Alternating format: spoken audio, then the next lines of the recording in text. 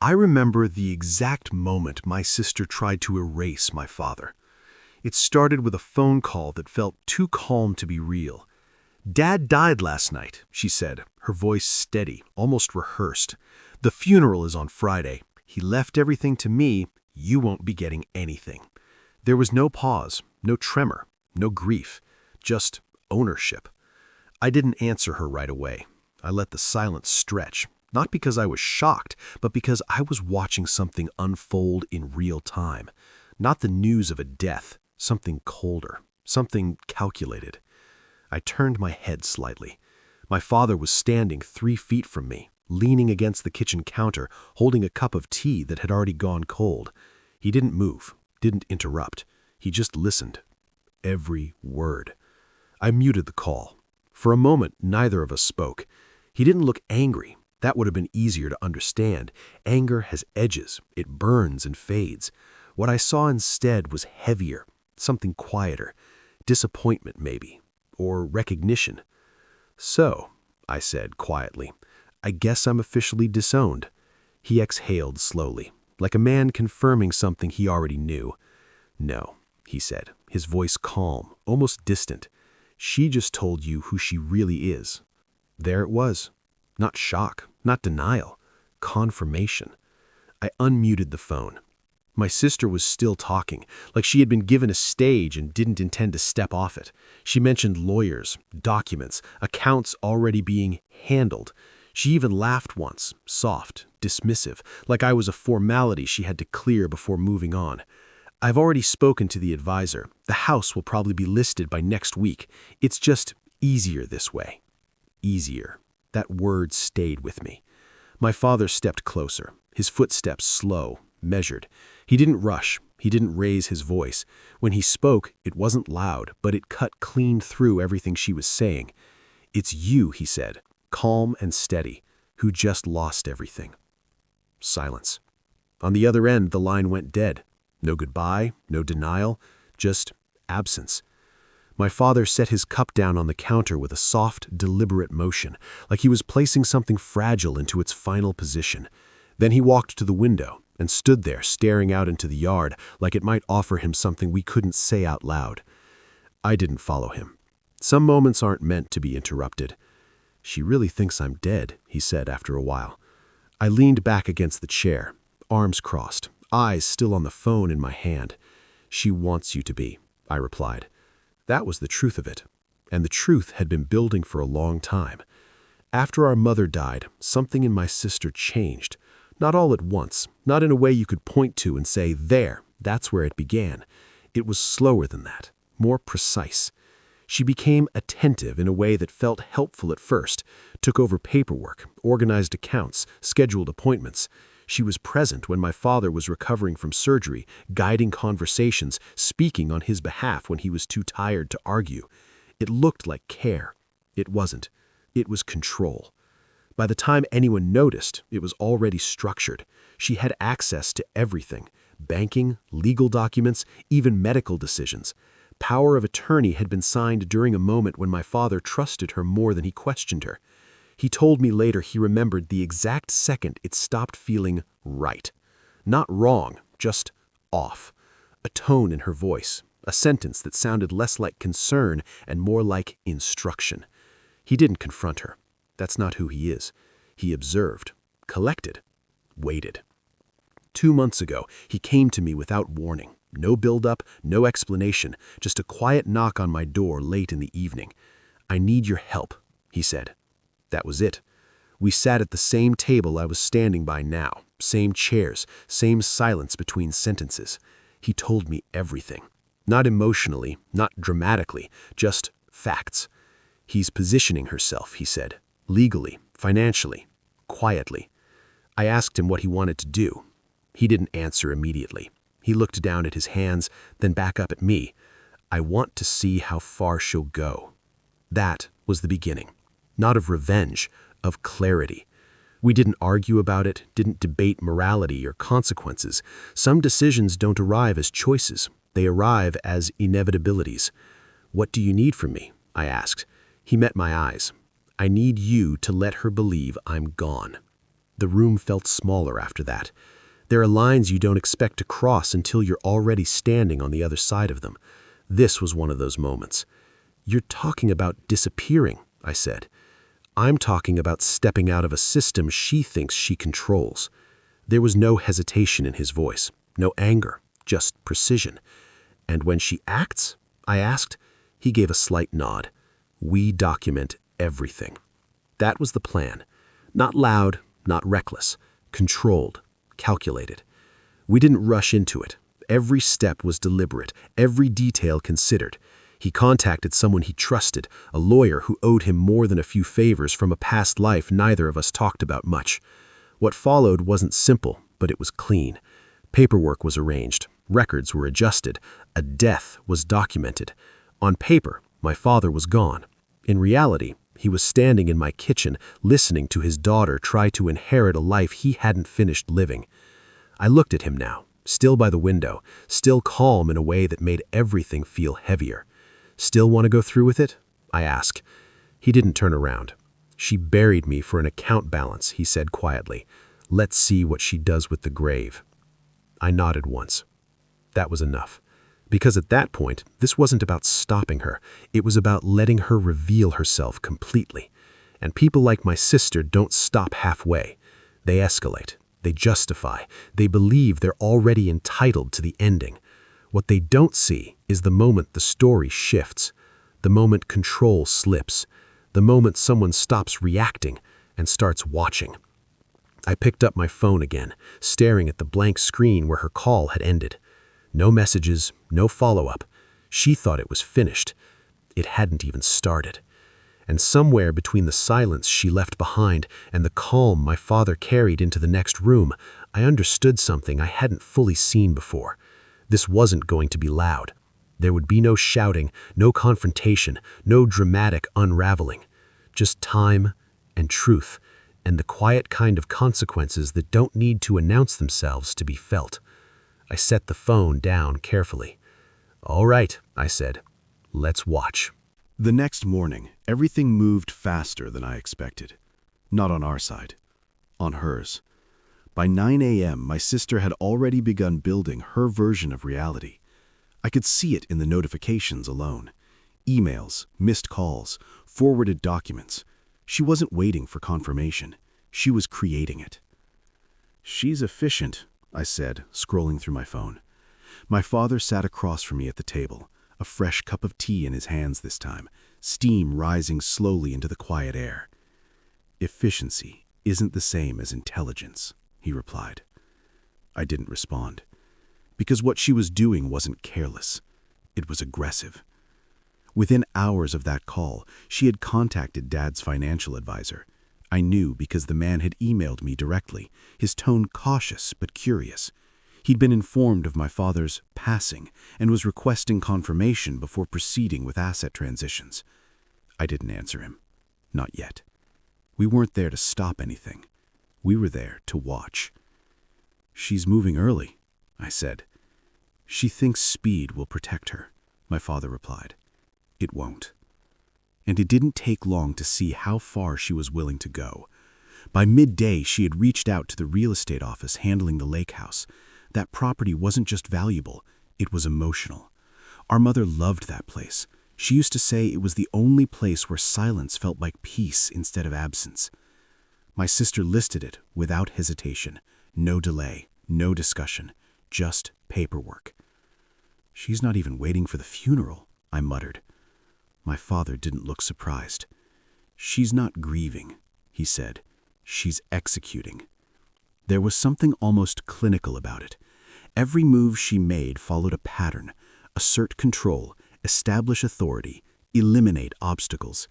And in her mind, I was already out of the picture. That part was intentional. I hadn't responded to her call. I hadn't challenged her claim. As far as she knew, I was either too shocked or too weak to fight back. Silence can be a powerful disguise. And she believed it completely. By the second day, the wires started moving. Large transfers. Not reckless, but frequent enough to show intent. Accounts that had taken years to build were suddenly being reorganized. Funds shifted under the justification of estate management. "She's testing the limits," I said. My father nodded slightly. "Let her." That was the hardest part, watching someone take what isn't theirs and doing nothing. But restraint isn't passive, it's controlled timing. We documented everything, every email, every transaction, every signature she attempted to push through systems that weren't designed to question her, yet.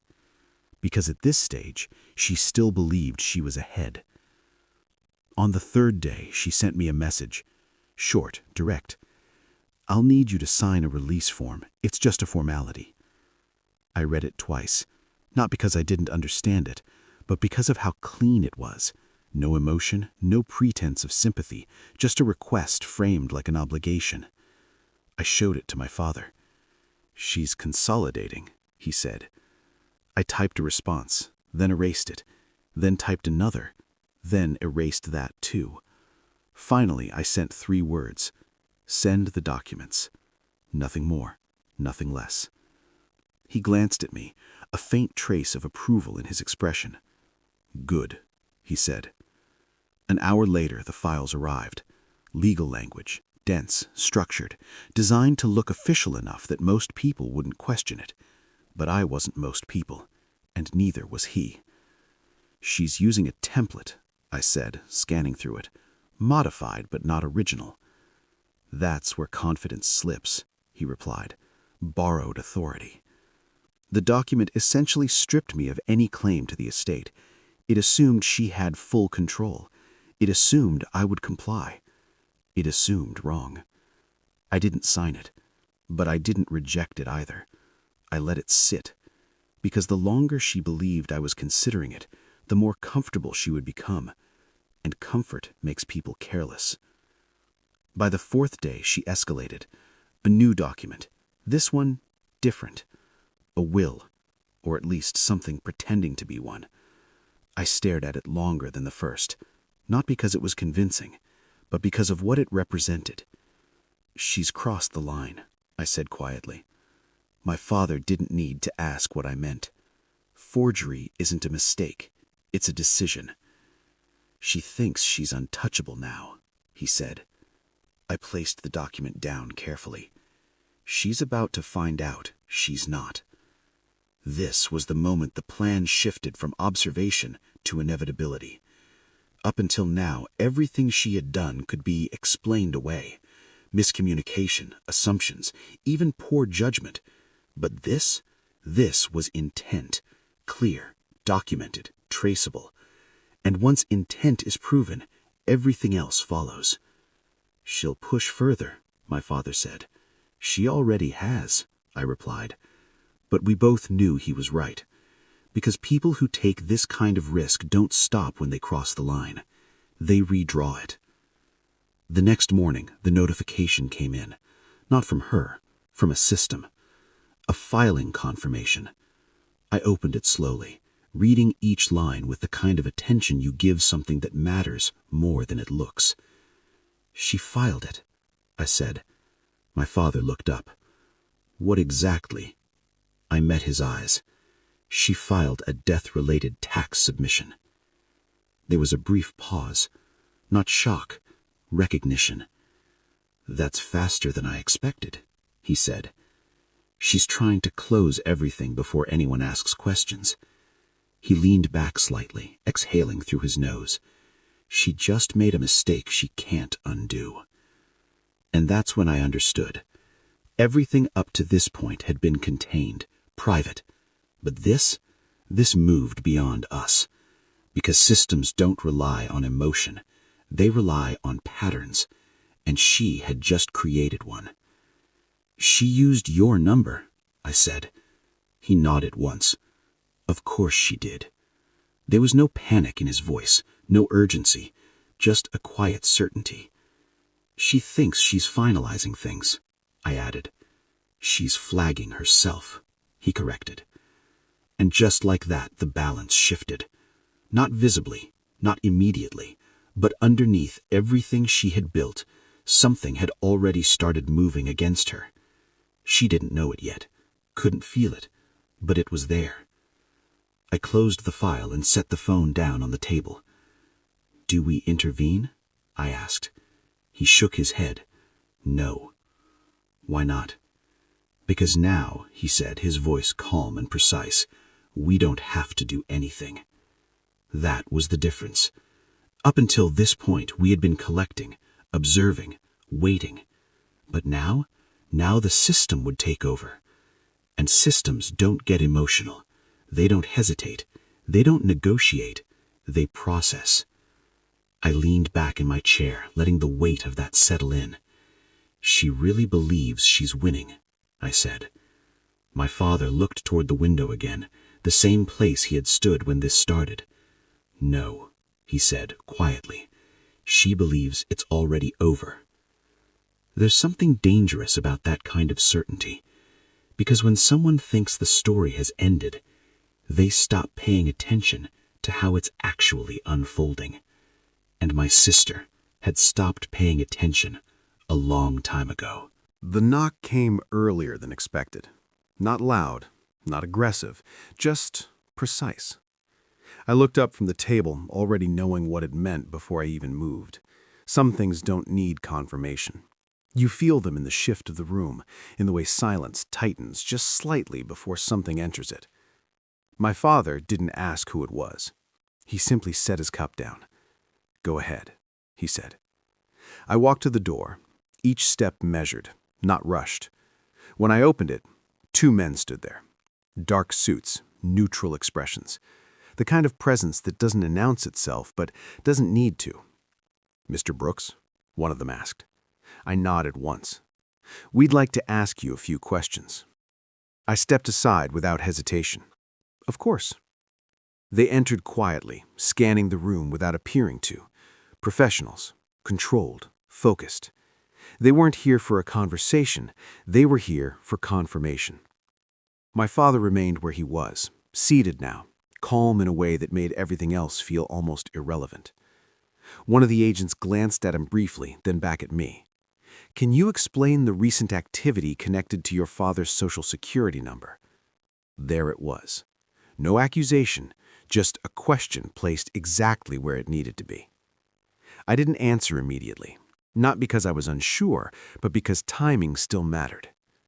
Then I reached for the folder we had prepared days ago. Everything was inside. The real will, the forged document, the recorded call, transaction logs, and the video. I placed it on the table between us. "I think this will answer most of your questions," I said. The agent opened it slowly, flipping through each page with practiced attention. No reaction, no visible judgment, just processing. The second agent remained standing, his posture unchanged, but his focus shifting between me and my father. "Your father is listed as deceased," he said. I nodded. "On paper." A brief pause. Then my father spoke. Clearly, that was premature. Both agents turned toward him. For the first time, there was a flicker of something. Interest, maybe. Not surprise, just a recalibration of expectations. "Can you confirm your identity?" the agent asked. My father stood up, steady and composed, and walked toward the table. Every movement deliberate. "Yes," he said. "I can." He didn't over-explain, didn't justify. He simply existed. Alive. Undeniable. The room shifted again. Not dramatically, but enough. The agent closed the folder gently. "This will be straightforward," he said. Straightforward. That word carried weight, because what it meant wasn't simplicity, it meant clarity. And clarity is dangerous for people who build their lives on deception. They didn't stay long. They didn't need to. They had what they came for. Before leaving, one of them looked back at me. "We may need additional documentation," he said. "You'll have it," I replied. The door closed behind them with a quiet finality. I stood there for a moment, staring at the space they had occupied, letting the reality of it settle in. It had started. Not loudly, not publicly, but officially. I turned back toward the room. My father had already returned to his seat, picking up his tea like nothing had changed. They moved fast, I said. When the pattern is clear, he replied. And the pattern was clear. Fraud leaves a trail. It always does. The only difference is how long it takes for someone to follow it. In this case, not long at all. By the end of that day, the first visible cracks appeared. Not in her behavior, in her control. I received a call from an unfamiliar number. Blocked. I let it ring once. Twice. Then answered. Hello? Silence for half a second. Then her voice, tighter than before. What did you do? No greeting, no pretense, just pressure.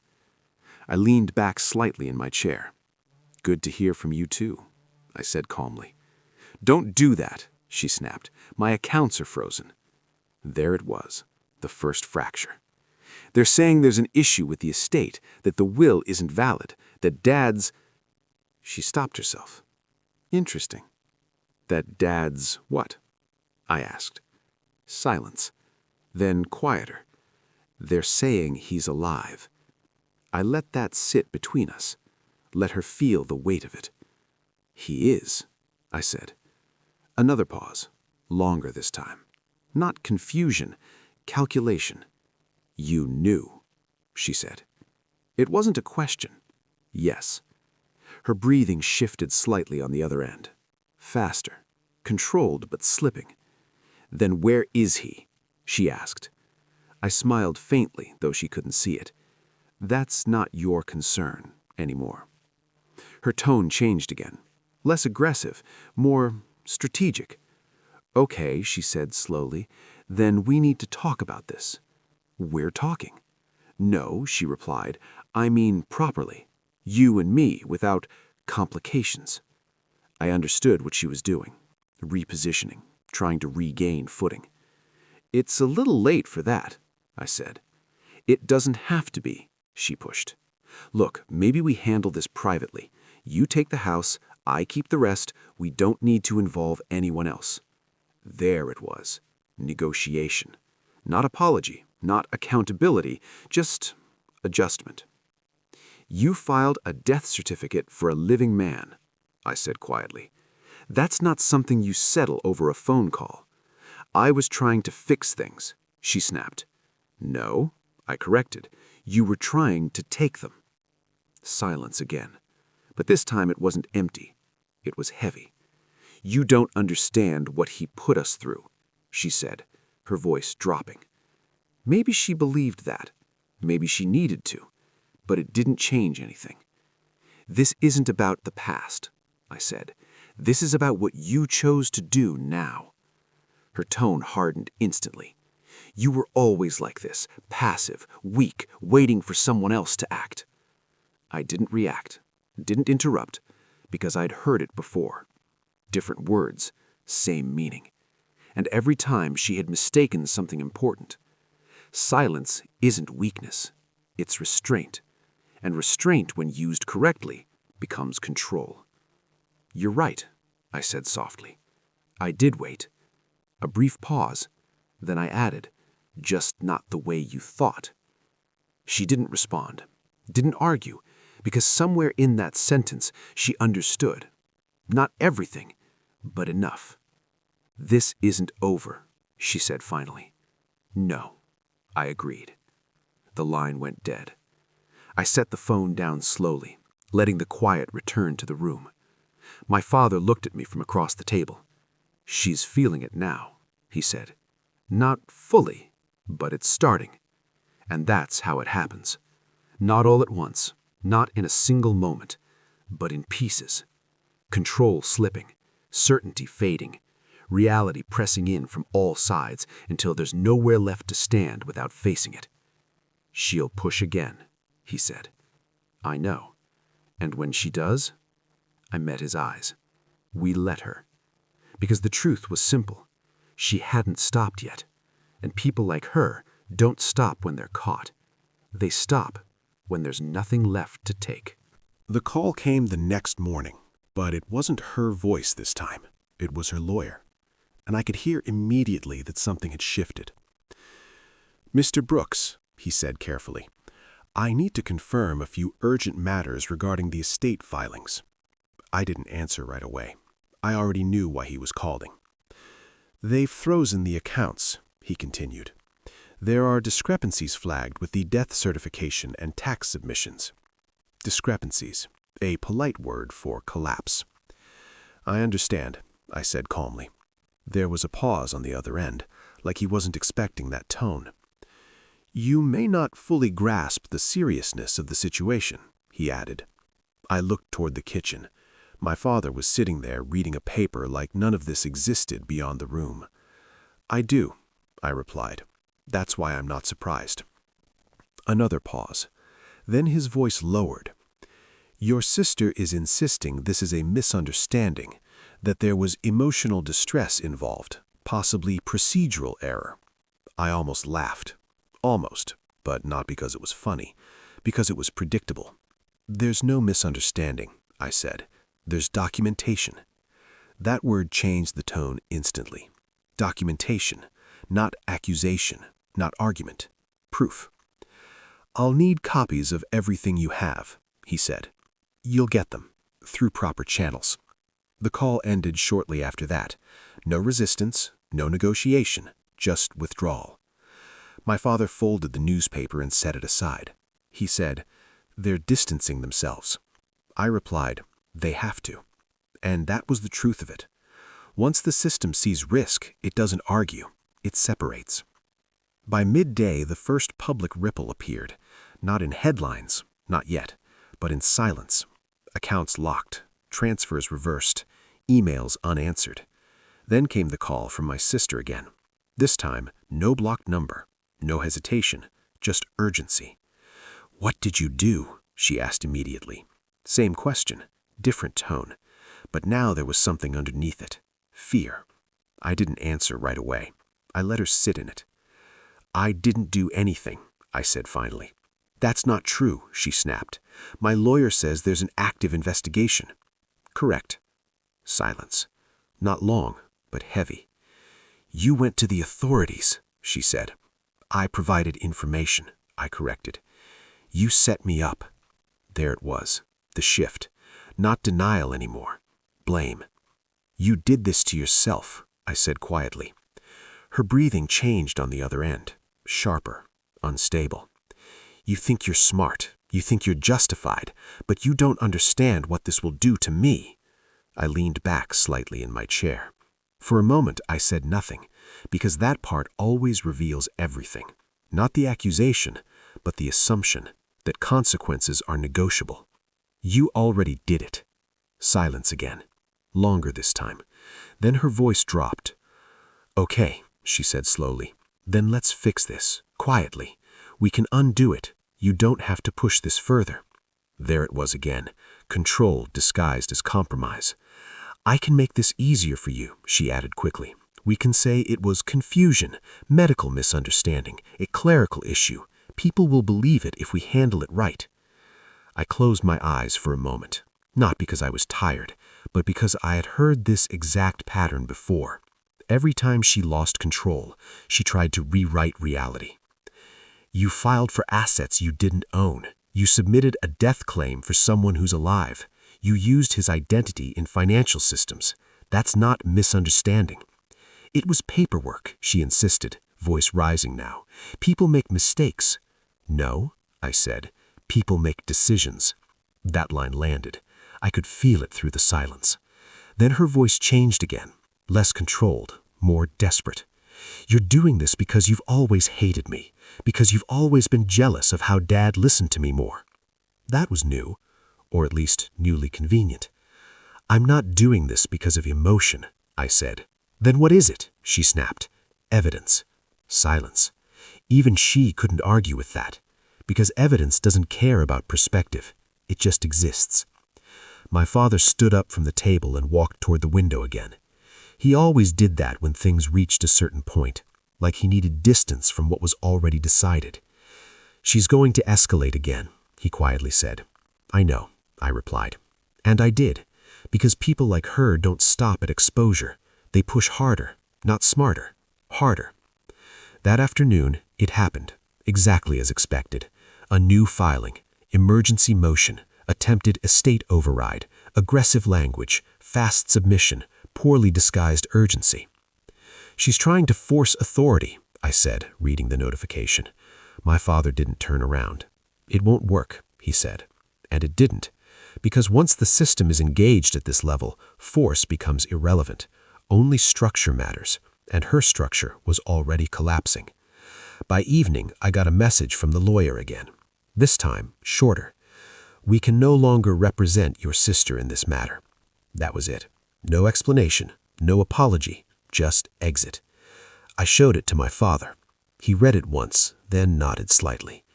"They're done protecting her," he said. "They never were protecting her," I replied.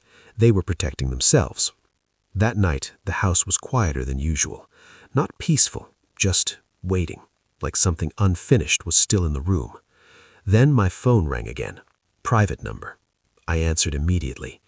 "Ethan," her voice came through, lower now, controlled but only just. Not the same confidence, not the same certainty. "What do you want?" I asked. A pause. Then she said it, not angrily, not loudly, carefully. "I want to settle this." I looked toward my father. He didn't move, didn't react, because we both knew what this was. Not resolution, not surrender, adjustment. "We're past that," I said. "We're not," she replied quickly. "Listen to me. If this goes to court publicly, it destroys everyone, you too." "That's not a threat," I said. "It's reality." "No," I corrected. "It's your perspective." Silence. Then her voice softened slightly. "You don't have to destroy me," she said. "You've already made your point." That was the closest thing to recognition she had offered, but it still wasn't accountability. "I didn't make a point," I said. "You created a case." A long pause, then quieter. "So what happens now?" I looked toward my father again. He met my eyes briefly, then said nothing, because the answer wasn't emotional, it wasn't personal, it was procedural. "Now," I said into the phone, "you wait." The line went dead. I set the phone down slowly. My father walked back to the table. "She understands it now," he said. "Not fully," I replied, "but enough." And that was the difference. Enough understanding for fear, not enough for change. And fear, left alone, always does one thing. It pushes people to their final mistake. The morning of the court hearing arrived without drama. No noise, no build-up. Just a quiet certainty that something had already finished before it officially began. My father stood by the mirror adjusting his suit. Calm, precise. The kind of calm that doesn't come from confidence alone, but from knowing every possible outcome has already been accounted for. "You ready?" I asked. He straightened his tie.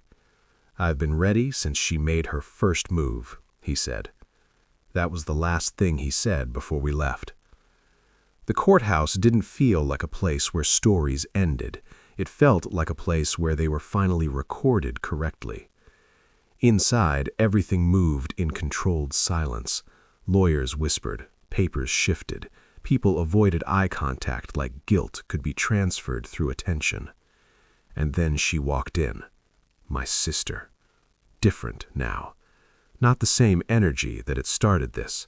The confidence was still there, but it was thinner, forced, like something stretched too far and still pretending it hadn't begun to tear. She didn't look at me at first. She looked at my father. And for the first time since this began, I saw it. Recognition. Not of defeat, of reality. The judge entered. Everyone stood.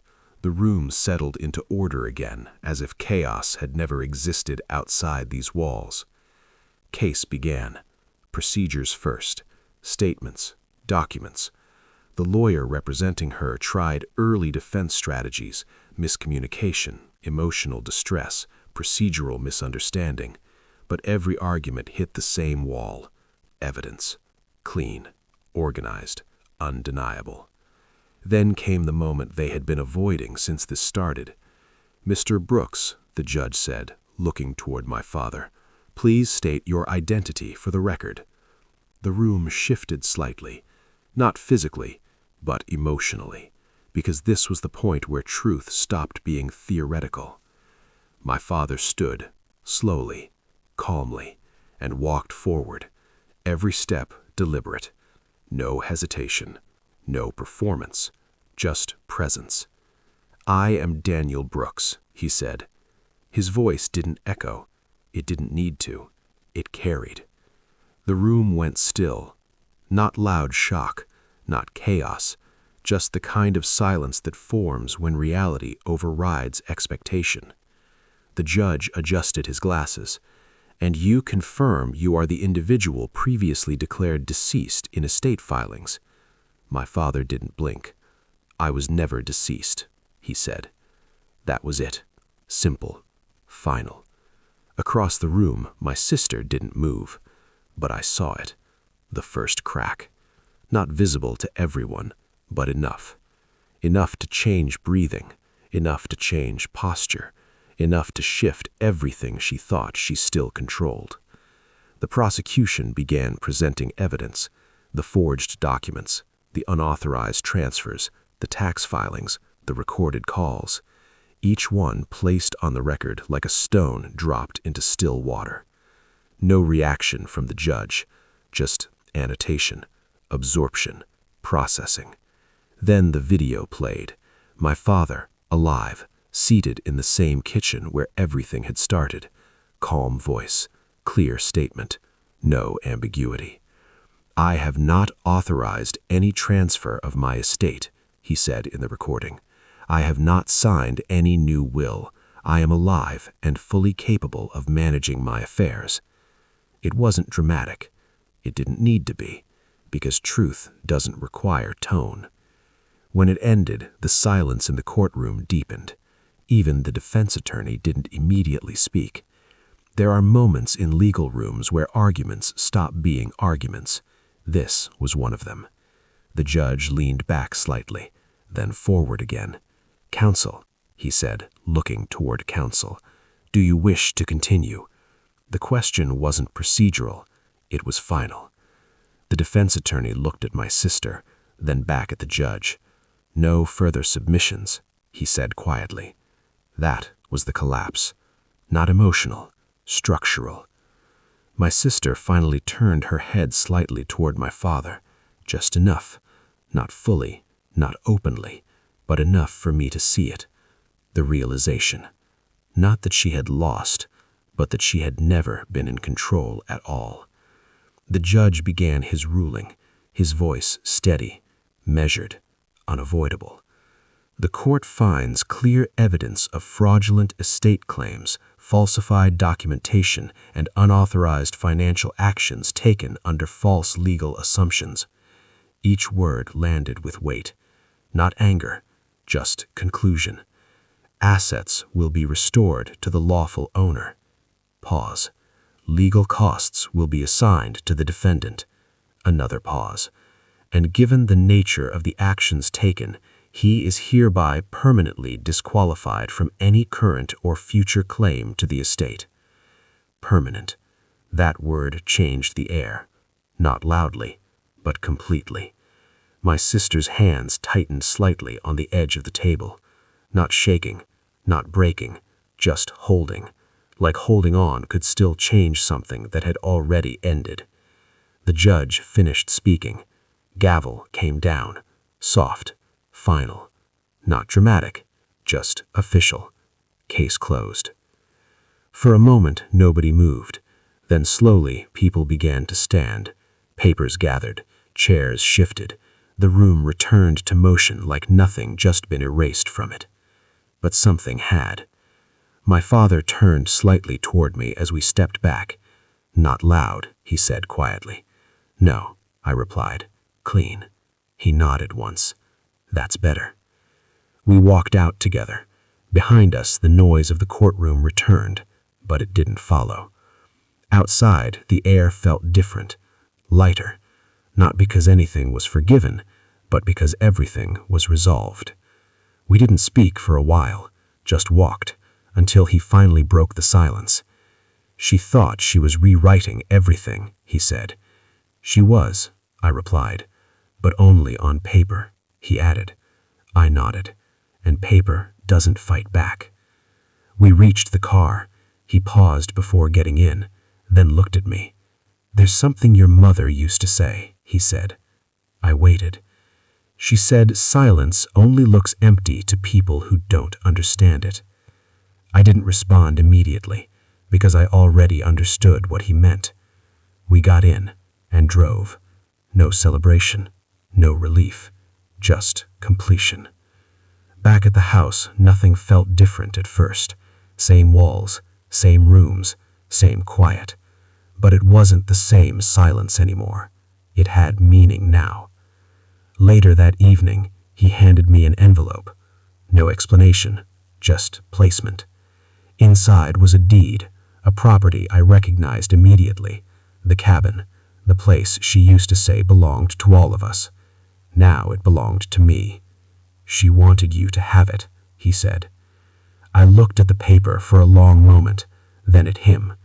She already did, I said. He nodded.